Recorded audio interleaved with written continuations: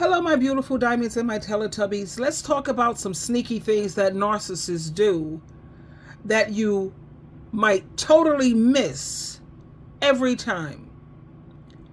These are some red flags that's waving right in front of you, but they're so subtle. He's not subtle, actually. I want to share this clip with you. At times, they can be so subtle, you might just brush them off. Let me share this with you and let's come back and talk about it. Now, you know, this is my girl, Judge Tola. She's going to have to educate one of our vanilla sisters. You mean to tell you what happened to you? You got baited, trapped, and now he's trying to destabilize you. He love bombed you in the beginning. Oh, you're wonderful, you're this, you're that. He does that with all women because that's his MO, that's how he does. And then once he gets a woman ensnared and thinking that, wow, this is who he is and this is how he can be, then he kind of chips away at who you are. So you kind of feel destabilized. You're always trying to please him because he tells you you're not quite good enough. And you see him with other women and he shows you that he can be with other women to make you feel like you're not stable and you're not safe and you're insecure. But you're still waiting to get back to that time when he loved you that much. And every once in a while, he may dangle a little bit of that love out in front of you. But his job is, other than that, to keep you under his thumb so he can behave as he wants to behave. And that's why he's all weird about all of that. You talking to other men, you talking to your man. He wants you isolated and alone. He doesn't want you to believe that you can be, do, or anything else. He didn't burn your clothes. He burned your cap and gown. He doesn't want you to be your own woman standing on your own. Because if you get educated, if you get strong, if you get right, you will get rid of him. And he knows that. So that's not what he wants. I want to show you something. But somebody said, we gave you a compatibility test. And this cat breaks down, what do I want from my woman? Not love, honor, respect, and none of that. He says, this is what I want. I want her to stop being crazy, to relax, to learn not to be pretty. Isolation, keeping you from other men. To not to just hang up the phone when you don't let me get my thoughts fully across and to control your temper. He said, he didn't say what he wanted from you. He said everything that's wrong with you. He said you weren't good enough. He couldn't even answer the question. He was so busy telling you that you ain't nothing.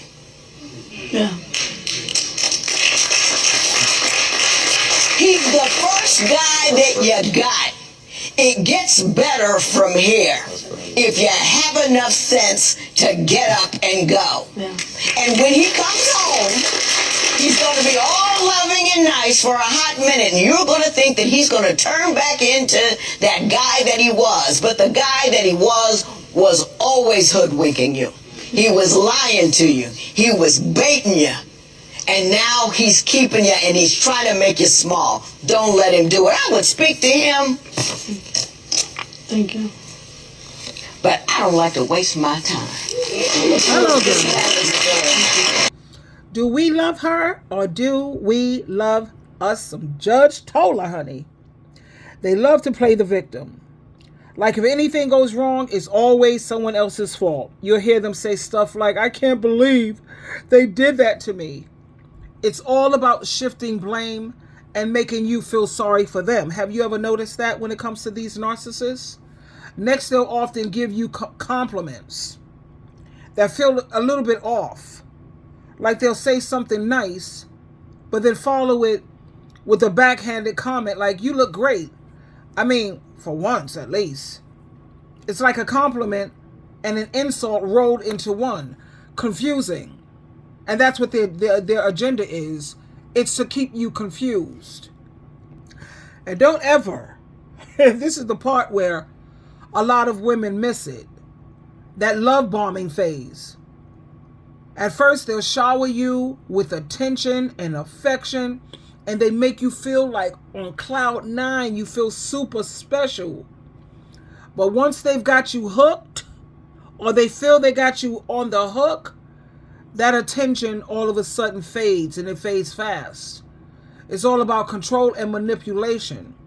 And that's one of the narcissist's classic moves.